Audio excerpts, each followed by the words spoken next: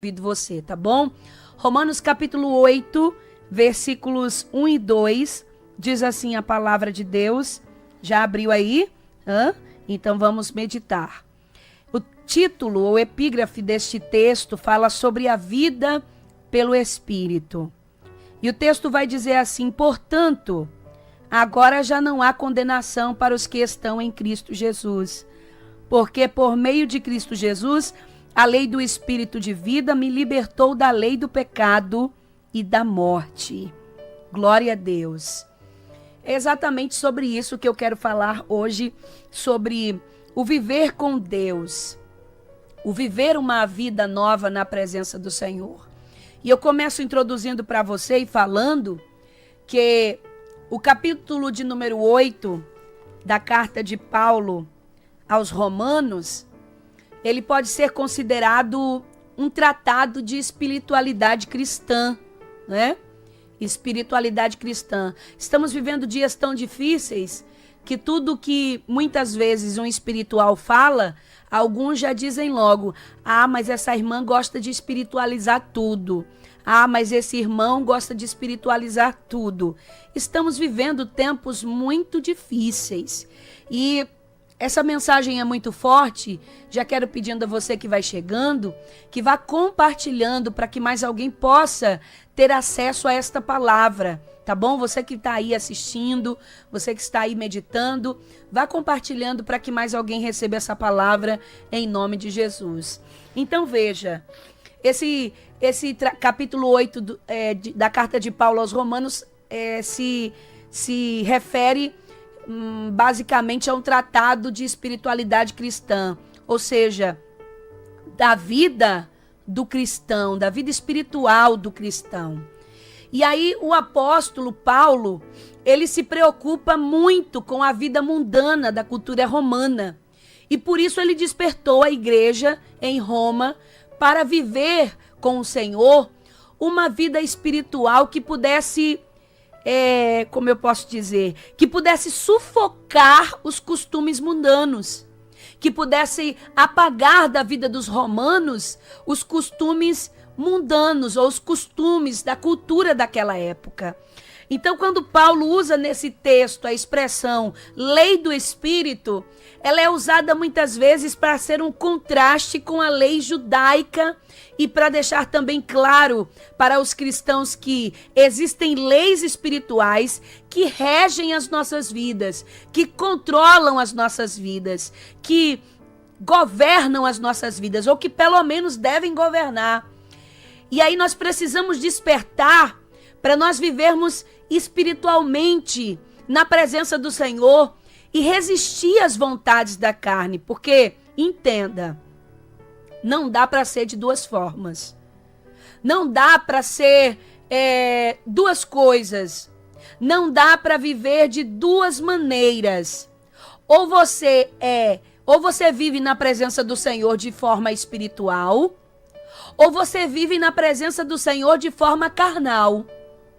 Não dá para viver em cima do muro.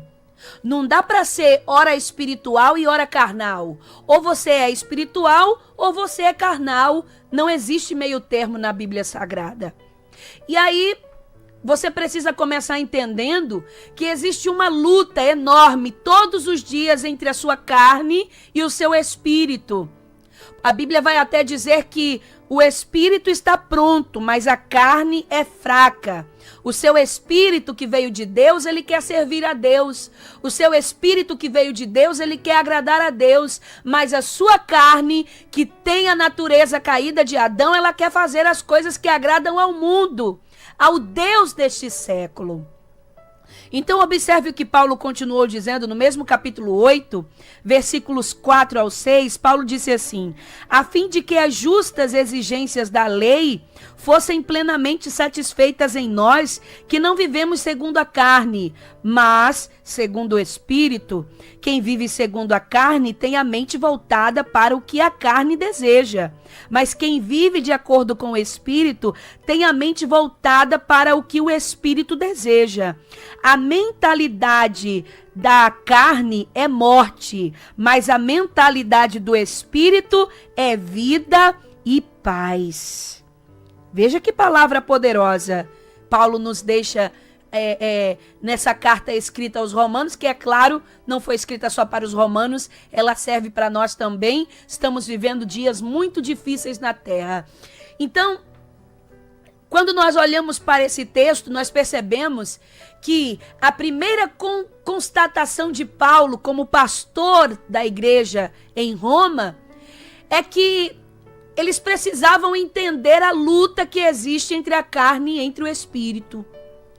E essa luta é uma luta invisível, não é como MMA, não é como luta livre, não é como as lutas de boxe que existem aí nos ringues da vida. Não é ninguém de carne e osso que você vai enfrentar. A luta principal da vida de qualquer ser humano, especialmente dos cristãos, é uma luta contra a carne, do seu espírito contra a sua carne, e não dá para ver, não dá para enxergar. Você entende que essa luta é de forma espiritual e invisível. Mas só que quando a pessoa se desperta espiritualmente, ela começa a fortalecer o espírito. Para quê? Para que este vença os desejos da carne. Porém, quando a pessoa vive apenas carnalmente, o seu espírito fica amortecido. Tem até uma frase que circula nas redes sociais, que ela é muito interessante, eu gosto muito, e ali tem uma simbologia da carne e do espírito. Diz assim: a quem você alimentar mais, esse vai ser o mais forte. Se você alimentar mais a sua carne, você vai ser mais carnal. Se você alimentar mais o espírito, você vai ser mais espiritual. Ou seja, como é que a gente alimenta a carne? Praticando as obras da carne, fazendo as coisas que não agradam a Deus. E aí a sua carne vai se fortalecendo, e isso é contra Deus. E quando você faz as coisas espirituais, os exercícios cristãos espirituais, você vai fortalecendo o seu espírito. E isso agrada a Deus, e isso também fortalece você na presença do Senhor. Porque tem tanta gente fraca por aí? Porque tem tanta gente sem força, tentando abandonar a cruz, tentando viver uma vida dúbia, uma vida dupla. Uma hora tá na igreja, outra hora tá no mundo, é um pé na igreja, outro pé no mundo. Não se sabe ao certo se ele é cristão, se ele não é. Por quê? Porque alimenta mais a carne do que o espírito. E não tem como quem vive alimentando a carne conseguir se fortalecer na presença de Deus, conseguir ter força para caminhar, conseguir ter força para servir a Deus com disposição. As lutas vêm, entristecem a gente por um momento, sim, mas as lutas não são capazes de te enfraquecer se você tem uma vida constante de alimentação à sua vida espiritual, lendo a Bíblia, louvando, orando, jejuando, fazendo as coisas espirituais. E aí é preciso que você aprenda a vencer a sua carne para você viver em espírito. E como é que eu vou vencer a minha carne, irmã? Porque a minha carne a todo momento fica querendo fazer o que não agrada a Deus. Isso é normal. Isso aconteceu até com o apóstolo Paulo. O apóstolo Paulo chega a dizer assim: o bem que eu muitas vezes quero fazer, esse eu não faço. Mas o mal que eu não quero fazer, muitas vezes eu faço. O que Paulo estava dizendo muitas vezes eu quero agradar a Deus e termino entristecendo, porque a minha carne é mais forte. Muitas vezes eu quero reduzir a minha carne a nada, eu quero entristecer a minha carne e não consigo. Né? Ele não conseguia. E olha o que ele continua dizendo, versos 8 a 9, diz assim, do mesmo capítulo: quem é dominado pela carne não pode agradar a Deus. Presta atenção. Essa palavra é muito forte para você que vive dizendo que está sem força, que está fraco, que está desanimado, que não consegue caminhar, que não consegue servir a Deus, que não consegue vencer. Algumas áreas da sua vida ainda deixam a desejar, você vive vacilando, fraquejando. Presta atenção no que diz esse texto, versículos 8 a 9. Quem é dominado pela carne não pode agradar a Deus.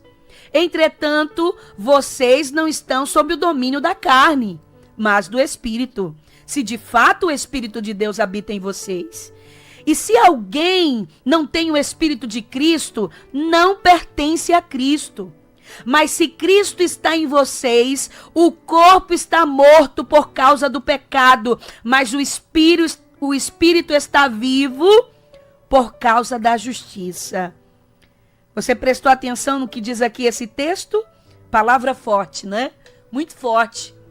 Presta atenção que eu sei que você já sabe, mas se faz necessário repetir para você entender em que situação você está. Observe que a carne, presta atenção, a carne gera desejos contraditórios ao espírito. E o espírito não pode ser visto ou sentido. Mas quem se alimenta espiritualmente consegue nutrir a sua vida e entender o que é espiritual. O espírito só pode ser percebido quando a carne é amortecida, deixando de satisfazer os seus desejos.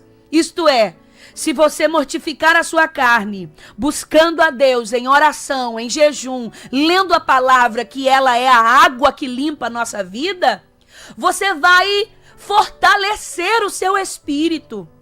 E não vai estar sob o domínio da carne, mas vai ter a vida dominada pelo Espírito. Paulo faz uma observação interessante quando ele diz, se é que vocês estão no Espírito. Ou seja, se é que vocês nasceram de novo. Se é que a palavra de Deus habita em vocês. Se é que vocês realmente fizeram um compromisso com o Senhor. Mas se você não deixa o Espírito de Deus, esse Espírito não é só o Espírito do homem, é o Espírito de Deus, porque nós vivemos espiritualmente para Deus. Se você não deixa o Espírito de Deus dominar a sua vida, quem vai dominar é a carne. São os desejos carnais, são as concupiscências, que Tiago vai escrever, vai falar sobre as concupiscências, as concupiscências dos olhos, a soberba da vida, né? E tantas atrações que esse mundo tem para nós. E aí você precisa entender que o Espírito Santo, ele quer habitar em nós, mas ele não só quer habitar em nós, ele quer nos dar uma vida nova.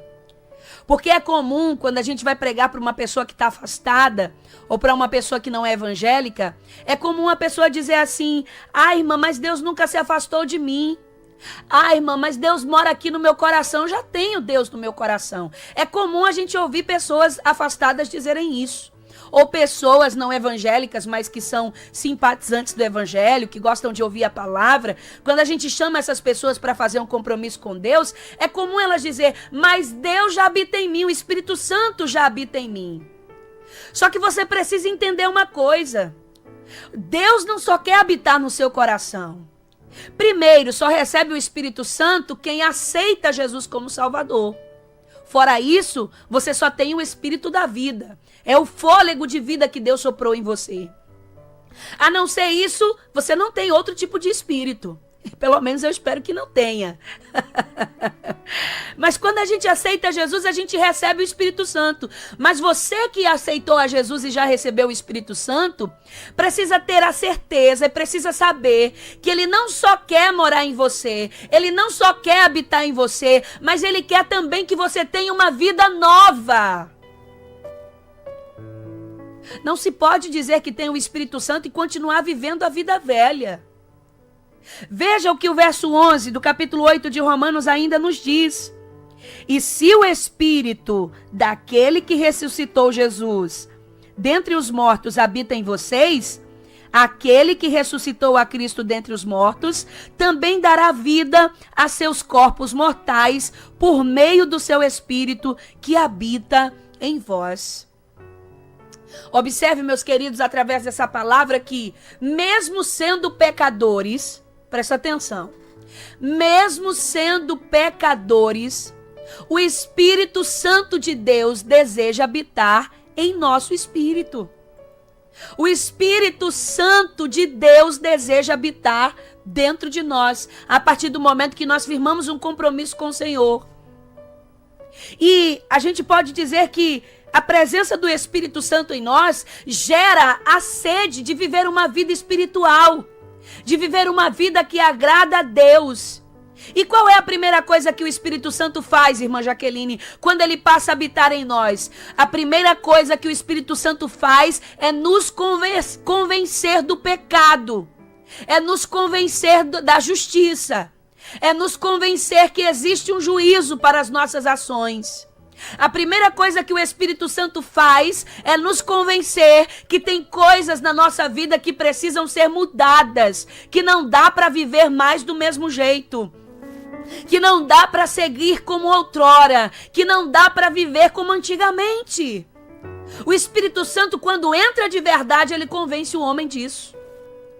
Veja que uma diferença entre o ser humano e as outras criaturas é que o homem e a mulher foram criados à semelhança de Deus, como seres espirituais. E é por isso que nós somos, uma trindade formada, assim como Deus, que é um Deus trino, né? Um Deus que a sua formação é a trindade, Pai, Filho e Espírito. Nós também fomos formados numa espécie de trindade. Qual é essa, irmã Jaqueline? Corpo, alma e espírito.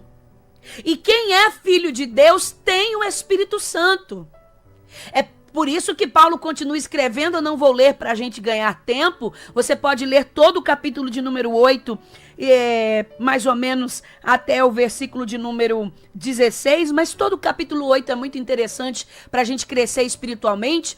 Mas você entende aqui nesse texto que quem é filho de Deus tem o Espírito Santo, como eu falei para você. Quando nós cremos em Jesus, nós nos tornamos filhos de Deus, e ao confessar Jesus como Senhor, o Espírito Santo passa a habitar em nós. Quando nós vivemos, né? Quando nós vivemos, como é que eu posso dizer? Calmamente, nós estamos seguindo os instintos carnalmente. Quando nós vivemos carnalmente ou pela carne, nós estamos seguindo os instintos da carne, da natureza caída de Adão, e fazendo as coisas que o mundo ensina. Mas quando nos tornamos filhos de Deus e passamos a viver pelo Espírito, nós passamos a seguir o exemplo de Jesus e nós passamos a viver de maneira que agrada a Deus. Talvez você gostaria de ouvir nessa tarde uma outra mensagem, mas os tempos são difíceis. Jesus está voltando e nós precisamos pregar o verdadeiro evangelho. Não é um evangelho de oba-oba. Não é um evangelho que só te dá bênção. Não é um evangelho que só te dá chave de carro, de apartamento, de casa. Não é um evangelho que só te dá cura física. Mas um evangelho que nos traz cura, especialmente para nossa alma. Nós precisamos ter um compromisso. Eu louvo a Deus pela vida do diretor André Carvalho aqui da Rádio Maranata, que sempre nos diz: preguem o verdadeiro evangelho. Se Jesus mandar entregar a bênção, entregue a bênção. Mas se for para pregar uma palavra de exortação, de ensinamento, preguem a palavra de Deus. E Ele, graças a Deus, nos dá total liberdade para isso. Chega de a gente estar atrás de um evangelho só de oba-oba, que a pessoa só fala aquilo que a gente quer ouvir, a pessoa só prega aquilo que massageia o nosso ego. Não! O evangelho do Senhor Jesus sempre foi pregado de maneira que as pessoas aprendessem a servir a Deus de maneira que lhe agrada. O evangelho do Senhor Jesus sempre foi um evangelho pregado para que as pessoas aprendessem a servir ao reino de maneira que agrada a Deus. Aleluia! E observe que o Espírito testifica em nós. O versículo 16 vai dizer assim: o próprio Espírito testemunha ao nosso espírito que nós somos filhos de Deus. Veja que a partir do momento em que o Espírito Santo reside em nossas vidas, ele passa então a nos orientar o que fazer, como Jesus prometeu, de que ele nos ensinaria todas as coisas. Diante das decisões das nossas vidas, nós passamos a perceber que agora nós não decidimos mais sozinhos, mas que o Espírito Santo de Deus nos orienta, nos dirige, nos direciona e nos aponta qual é a direção correta. Quem vive de maneira carnal decide as coisas do seu jeito, da sua maneira, conforme a sua inteligência. Mas quem vive pelo Espírito é alguém que antes de tomar qualquer decisão, ora a Deus, pede ao Senhor que lhe guie, que lhe oriente, que lhe mostre o caminho. Porque tem medo de errar. Porque tem medo de fazer algo que não agrada a Deus. E você precisa viver de maneira espiritual se você quer viver uma vida abundante e plena na presença do Senhor. Entendeu? A gente, quando passa a se dizer cristãos, isso significa dizer que nós vamos viver de maneira espiritual, que é o Espírito Santo que vai reger a nossa vida, que vai direcionar a nossa vida. Então não fazemos mais como a gente fazia lá no mundo. Eu vou resolver, eu vou fazer, vou acontecer. Não. É Deus que lhe dá as diretrizes. É o Espírito Santo que te mostra o caminho. E caminhando aqui para concluir, da mesma forma, quando nós erramos, o Espírito Santo, ele nos faz nos entristecer. Mas não é uma tristeza de remorso. É uma tristeza que gera em nós arrependimento. Você peca e na sequência você fica triste. Porque você percebe que fez algo que não agradou a Deus. Porque você percebe que errou o alvo. Porque você percebe que não era para ter feito aquilo ou não daquela maneira. Meu irmão, se você está vivendo uma vida de pecado e você não consegue se entristecer por causa daquilo, é hora de rever como é que está a sua vida com Deus. É hora de rever se você precisa refazer a sua aliança com o Senhor. Se você precisa reatar os seus laços. Se você precisa voltar ao primeiro amor. Voltar do caminho de onde você veio. Porque se você não consegue sentir arrependimento depois de ter feito algo que desagrada a Deus, é porque alguma coisa está errada na sua vida. Porque o Espírito Santo testifica em nós. E a Bíblia vai dizer que ele tem ciúme de nós. Quando você erra o alvo, na hora você sente não remorso, mas sente tristeza. Porque o Espírito Santo habita em nós e testifica isso. E depois nós precisamos entender que para ter essa sensibilidade de o Espírito Santo guiar a nossa vida, nós precisamos buscar a Deus. Estar mais perto de Deus, sermos mais cheios do Espírito Santo. Olha que Romanos 8:23 vai dizer assim a palavra do Senhor, diz assim: e não só isso, mas nós mesmos que temos os primeiros frutos do Espírito, gememos interiormente, esperando ansiosamente a nossa adoção como filhos, a redenção do nosso corpo. O que quer dizer isso, irmã Jaqueline? Veja que o desejo pela presença do Espírito Santo, essa sede, é indispensável para a nossa vida espiritual. O Espírito de Deus, ele é manso. O Espírito de Deus, ele é amoroso. Ele não invade as nossas vidas sem ser recebido. Ele não entra sem que a gente abra a porta. Ou seja, ele não força nenhuma barra, ele não força nenhuma situação. E é por isso que nós precisamos buscar a sua presença constantemente. É por isso que nós precisamos ter desejo, ter essa sede, ter essa vontade de estarmos mais perto de Deus. Porque o tempo todo o Espírito Santo nos procura. O tempo todo o Espírito Santo nos convida. Mas somente quando nós nos dispomos, somente quando nós abrimos o coração, é que nós somos alcançados por Ele. Quando nós recusamos a sua presença, o Espírito Santo se entristece, mas Ele não força a barra. Só que tem uma coisa, e louvado seja Deus por isso, é que Ele não desiste de nós. Aleluia! Ele não desiste, vez por outra ele vai voltar, ele vai bater na porta do seu coração, vez por outra ele vai te convidar e vai dizer: Jaqueline, tô esperando você pedir perdão, tô esperando você se arrepender, tô esperando você mudar de atitude, tô esperando você consertar esse caminho aqui na sua vida. O Espírito Santo vai estar sempre tentando nos convencer. Mas você precisa querer. E outra verdade que eu acho tão bonita falando sobre o Espírito Santo é que ele intercede por nós. Veja aqui os versículos 26 e 27 para a gente terminar, diz assim: da mesma forma, o Espírito nos ajuda em nossa fraqueza, pois não sabemos como orar, mas o Espírito intercede por nós com gemidos inexprimíveis. E aquele que sonda os corações conhece a intenção do Espírito, porque o Espírito intercede pelos santos de acordo com a vontade de Deus. Veja que coisa linda.